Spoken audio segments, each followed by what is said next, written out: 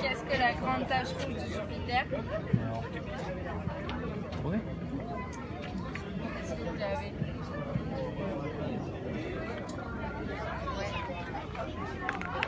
Il y a quoi comme proposition? Non, c'est non. Une tempête géante, des dunes de sable circulaires, un anticyclone géant. À votre avis, c'est quoi la réponse? C'est quoi cette grosse tache? C'est quoi, non? C'est un œil. Un anticyclone? Effectivement, c'est un anticyclone géant qui fait plusieurs fois la taille de la Terre et où il y a des vents qui sont monstrueux. C'est un anticyclone. Un anticyclone, ouais. Vous voyez ce que c'est un cyclone? Normalement, ça fait comme une tornade avec un œil et ça tourne super vite. Et bien là, c'est un anticyclone, ça veut dire que ça tourne dans l'autre sens, mais c'est la même chose. Ça fait 200 ans qu'il est sur Voilà, à la même place. 200 ans qu'il est là, qu'il est très stable. Il tourne là. Je vous dis plus rien. Éliminez ceux qui ne peuvent pas être des météorites, essayez de trouver la météorite. Ça, c'est pas possible. Moi, je dis que c'est elle qui est. Ouais, pourquoi? Ouais, moi aussi. Regarde. Regarde là. Il y a la forme du cou. Voilà. Ouais, mais par contre, ici, on peut pas le faire parce qu'il y a le phare. Il y a beaucoup de pollution lumineuse. Donc il faut s'éloigner dans la montagne. Il faut aller loin dans la montagne, derrière, et se mettre vraiment dans le noir. Ça nous gêne pas. Ce soir, pour les planètes, ça va pas nous gêner. Hein. La pollution nous gêne pas. On va voir les planètes. Mais si on voulait faire du ciel profond, on peut pas. D'accord. La côte de fusion. Voilà. Entoure l'étoile. Tu n'arriveras pas avec le doigt. Hein. Tu n'arriveras pas à la casser. Hein. Alors, après ça c'est bon, c'est bon.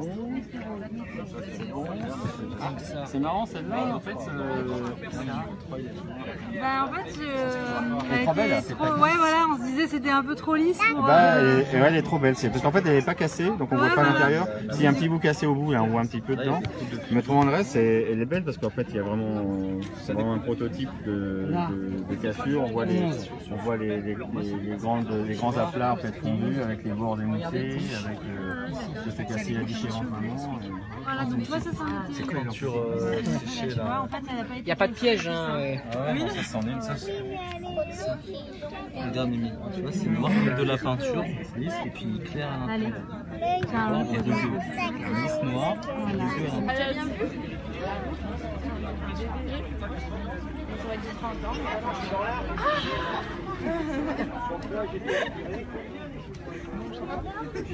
On mettra un merci avec la ici? Non, on n'est pas.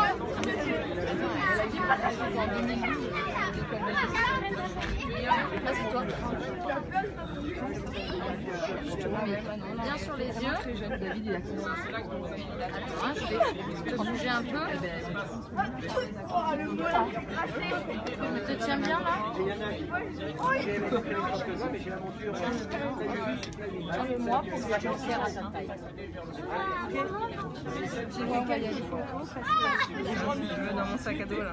Sur la petite poche. voilà. Tu te tiens bien, tu vois bien? Retourne-toi bien partout. Hein. Vie intelligente. Ensuite, est-ce que cette vie intelligente peut rentrer en contact avec nous? Est-ce qu'on peut la voir, etc. Sûrement non. C'est très peu probable. Ce qu'on pense, c'est qu'il y a ce qu'on appelle des bulles de vie, c'est-à-dire il y a des régions autour d'étoiles où la vie apparaît, et qu'il y a une civilisation qui se crée et qui commence à envoyer des signaux autour d'elle, donc il y a une bulle, si vous voulez, de communication, et qu'en fait il y a des espèces d'éclosions comme ça, de bulles de civilisation partout dans l'univers, mais qu'en fait le temps qu'elles se voient l'une l'autre, elles seront toutes mortes. Donc le plus probable, c'est qu'on ne voit jamais d'autres civilisations, qu'on reste tout seul, et que les autres civilisations elles-mêmes ne nous voient pas, etc. Parce que tout est tellement loin dans l'univers, tout est tellement loin et tellement diffus, que c'est très improbable qu'on finisse par capter le signal de quelqu'un d'autre, et qu'on finisse par leur répondre, entrer en contact, etc.